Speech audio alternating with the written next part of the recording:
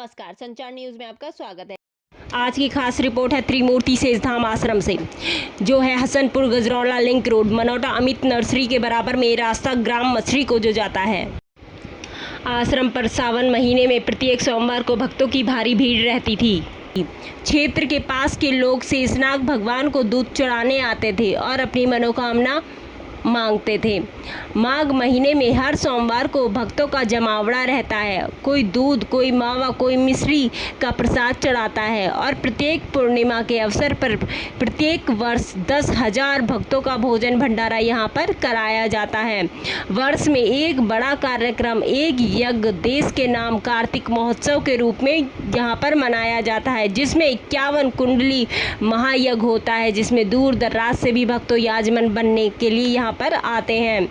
आश्रम के समस्त व्यवस्थाओं को देखने के लिए आश्रम की सेवकों की कमेटी बनी है, जिसमें उदय वीर जी को प्रबंधक और पिंटू चौहान जी को कोषाध्यक्ष और बबलू और सुनील चौहान को सचिन के रूप में नियुक्त कर रखा है, जो समस्त प्रकार के कार्यक्रम को व्यवस्था करने का काम करते हैं। आश्रम पर कोठारी महंत हरनाम दास जी महाराज रसोई और भंडारे के कोठारी हैं।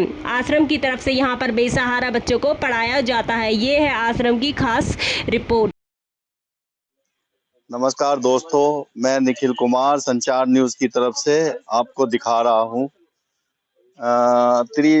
त्रिमूर्ति सेजधाम आश्रम, जो स्वामी हर मनोज दास जी महाराज से हम आए हैं वार्तालाप करने कल्की धाम के लिए। धन्यवाद। आइए दिखाते हैं। आइए दोस्तों, हम महाराज जी के पास मौजूद हैं और महाराज जी से पूछना चाहेंगे कि इस आश्रम की क्या विशेषताएं हैं। ये आश्रम हमारा त्रिमूर्ति सेजधाम आश्रम है, नाम से आश्रम है। उत्तर प्रदेश के जनपद अमरोहा की तहसील हसनपुर में ये पड़ता है और इसकी विशेषता यह है कि यहाँ भगवान शेषनाग का प्राकट्य हुआ। प्राचीन समय से यहाँ भगवान शेषनाग की पूजा होती है। सावन में और माह के माह में, यानी पूरे सावन और माह के माह में यहाँ भक्तों का सैलाब रहता है, क्योंकि इससे आस्था जुड़ी हुई है कि जिनके पशु दुधारू होते हैं, वो दूध देते हैं, तो जब तक वो यहाँ चढ़ा करके ना जाएं, जब तक उनका पशु दूध ठीक से नहीं देता है, और यदि किसी को संतान नहीं है, उसने यहाँ मान्यता कर दी कि भगवान मैं आपके यहाँ पर ये दूध चढ़ा के जाऊंगा या कुछ भी संकल्प लेके गया, तो संकल्प पूरा होता है। ये एक ऐसा स्थान है कि ये बहुत प्राचीन समय से यहाँ शेषनाग के स्वरूप में नाग प्रकट हुए, जिन्होंने ये कहा कि यहाँ मेरा स्थान है और मैं यहाँ पूजा के स्वरूप में स्थापित हूँ, मेरी पूजा यहाँ पर की जाए।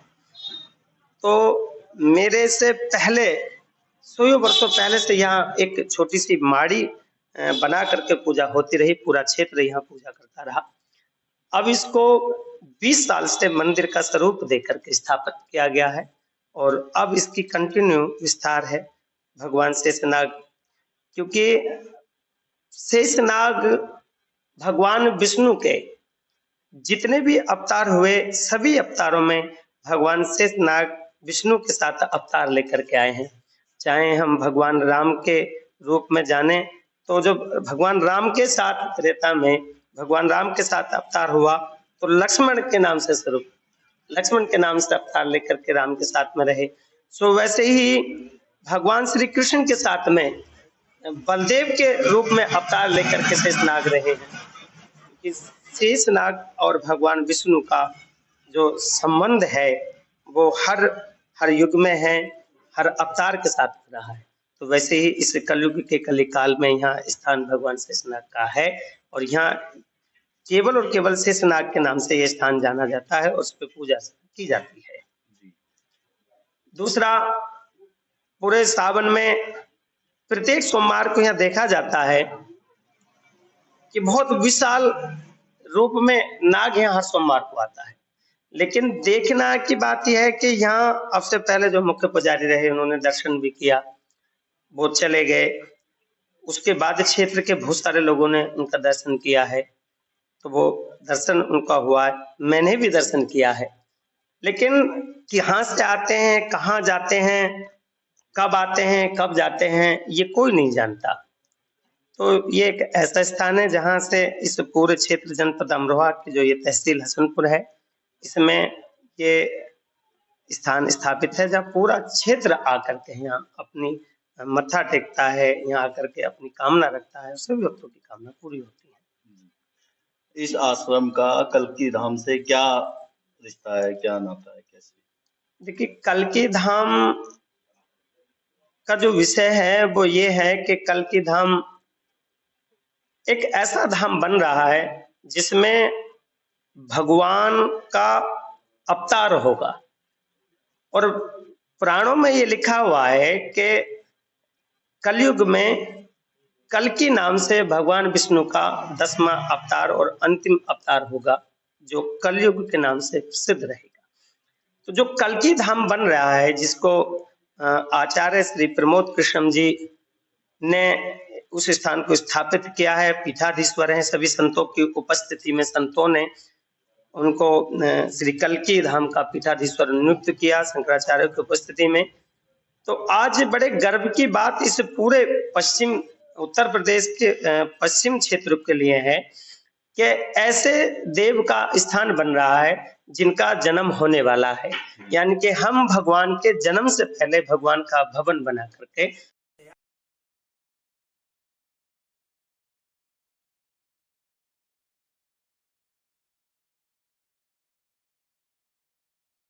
तो ये कल्की भगवान का जो धाम बन रहा है, ये अपने आप में अद्भुत है, भव्य है और दिव्य है। पूरा विश्व जब से 19 फरवरी को भारत के यशस्वी प्रधानमंत्री श्री नरेंद्र मोदी जी ने इसका शिलान्यास किया है, तब से पूरा विश्व जानता है कि कल्की भगवान का धाम बन रहा है, जो उत्तर प्रदेश के जनपद संबल में एचोड़ा में स्थापित है। भवन की तैयारी चल रही है, भवन का निर्माण चल रहा है और जो विश्व में विख्यात होगा, पूरा विश्व इसका दर्शन करने के लिए आएगा। एक ऐसा भव्य और दिव्य भगवान के धाम का निर्माण चल रहा है। तो जितने भी क्षेत्र के संत हैं उनके लिए गर्व की बात है। मैं भी आचार्य जी के साथ लगा कि धाम बन रहा है, उसका धाम जो अभी अवतार लेकर के आने वाला है, उनकी भगवान के अवतार से पहले भगवान का धाम बन करके तैयार हो रहा है। केवल उस पर्पज से हम सभी लगे हुए हैं इसमें, इस पूरे क्षेत्र के संत समाज आचार्य जी के साथ लगा हुआ है। उसी प्रकार से मैं भी लगा हुआ हूँ आचार्य जी के साथ। निर्माण ट्रस्ट में भी मैं भूमिका निभा रहा हूँ और हम सबका लक्ष्य है कि जल्द से जल्द श्री कल्की भगवान का जो धाम बन रहा है, ये जल्द से जल्द बन के तैयार हो और इसकी पूजा अर्चना प्रारंभ होता कि विश्व से लोग दर्शन करने के लिए आए और ललालित हैं।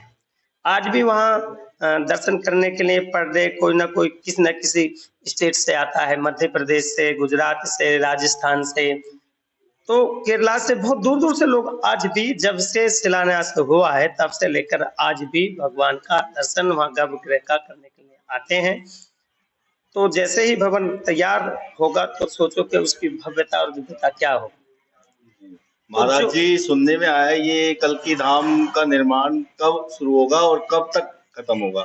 जनता इसको मतलब बहुत ज्यादा लुभारी है। देखिए, जैसे कि 19 फरवरी को भारत के यशस्वी प्रधानमंत्री श्री नरेंद्र मोदी जी ने इसका शिलान्यास किया है, तब से ही धाम का निर्माण प्रारंभ हो गया। क्योंकि बहुत सारे फॉर्मेलिटी होती हैं, बहुत सारे मानक होते हैं, किसी भी धाम का निर्माण कराने के लिए उसको पूरा करना होता है। एक गवर्नमेंट्स के एक रूल्स होता है, सबको फॉलो करना होता है।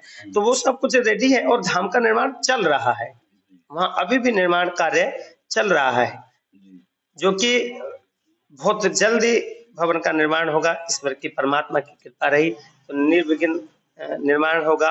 उसके साथ साथ कल्की निर्माण ट्रस्ट की तरफ से, कल्की सेवादारों की तरफ से हर हफ्ते एक कल्की निर्माण महायज्ञ का आयोजन हम कर रहे हैं, जो कि पूरे क्षेत्र में होता है।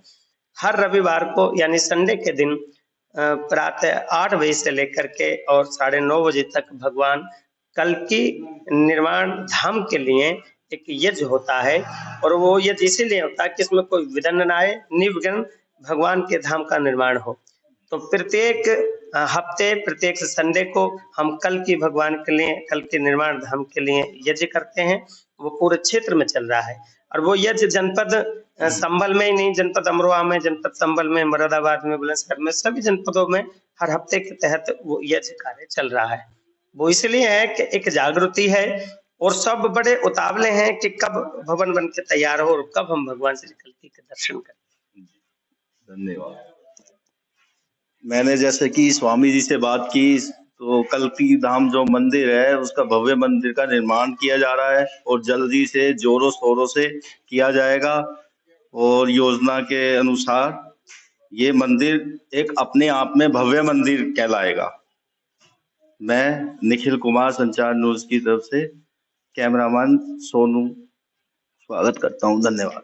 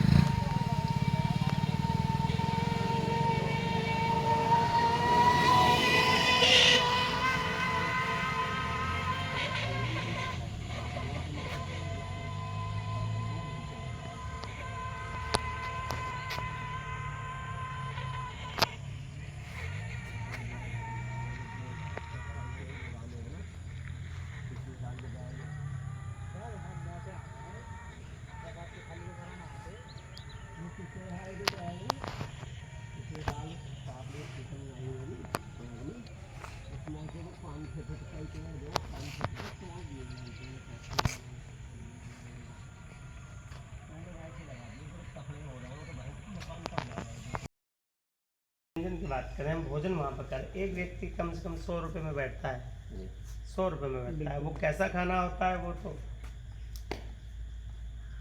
अगर ये चीज़ वहाँ से क्लियर होती है, क्वालिटी भी है और थोड़ा सस्ता भी है, तो 100% चलेगा, फिर उसको कोई रोक नहीं सकता। हमारा तो भाव ही है, 100 रुपये की चीज़ हम 50 में देते हैं, हमें नहीं चाहिए, हम सेवा के लिए जुड़े। हमारे पास पैसा का कोई लालच नहीं। हम वहाँ जाते हैं, अभी मैं वहाँ यात्रा करके आया था गोगा में, तो लगभग 500 साढ़े 500 भक्त हमारे साथ थे। तो वहाँ धर्मशालाओं का बड़ा बुरा सिस्टम है उधर। हमने फिर वहाँ का बुरा हाल है। केवल टेंट है, एक मूसा टेंट है, वो टेंट लगाते हैं। हम उनसे पहले कह देते हैं हमारी इतनी संगत आ रही है, टेंट हमारा लगा दो। एक बड़ा बिजनेस है टेंट लगाने का उसका। अच्छा, वहाँ दो चीज़ों का सबसे बड़ा बिजनेस है, टेंट का प्लस फ्रेश होने का और स्नान। पानी में दिखता है। हाँ नहीं ना गोवा में गोगा मेडी, अच्छा ये हाथरस तहसील है, हनुमानगढ़ जिला है। पूरी स्थान है वो, और इतना और वहाँ जमीन नहीं खरीद सकते आप, देव विभाग वो उसको आवंटन करता है। सांस्कृतिक मंत्रालय में आता होगा ये। नहीं, अलग ही है, अलग ही विभाग बनाया है ही अलग। क्योंकि राजस्थान में पता है, राजस्थान के अधिकतर मंदिर जो है वो सरकार के अंतर्गत है, उनका पैसा सरकार पे आता है। वैसे उनमें एक वो गोगा मेडी वाला भी, गोगा मेडी जो है लगभग 1200 तो मेरी नॉलेज में है जो गवर्नमेंट के अंडर आ रहे हैं। हमने काफ़ी रिसर्च कर रखी है इन मंदिरों पे। वो गवर्नमेंट का पैसा है, लेकिन वो पैसा हम लोग देते हैं, गवर्नमेंट हिंदू देता है, लेकिन वो सब ऐसे ही बढ़ जाता है, खत्म, उसका कोई यूज नहीं होता है मंदिर से। नहीं देगा उन्हें। जब तक बन गया तो फिर उसको कोई रोक नहीं। आप आधा सुनिए, ये बोला एक मंदिर पूरा पहले बनाएंगे, पूजा शुरू करेंगे। गर्भगृह हमारा शुरू हो जाए, उसके बाद बनता रहेगा। ऐसी ही खबरों के साथ जुड़े रहें संचार न्यूज़ के साथ। सब्सक्राइब और लाइक करना ना भूलें। जय हिंद, जय भारत।